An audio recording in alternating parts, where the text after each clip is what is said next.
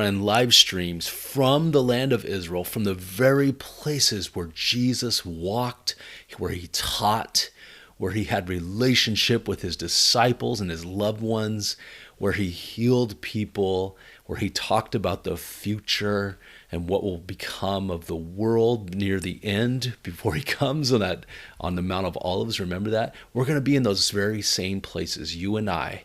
You're going to be able to travel to Israel through this channel, and you're going to see live streams. You're going to see teachings on this. I'm so excited. I know you are too, my friend. And also, I'll be bringing my book, See Jesus in the Old Testament, where you can find Jesus in all of the Tanakh, right? That's the Jewish Bible, right? The Old Testament. And it's so exciting, you guys. I can't wait to do this with you, my friend. So please keep it in prayer. We want Jesus to be glorified in this trip. I'm going with a small group of Calvary Chapel pastors from the Northeast. I think they're a great group of people.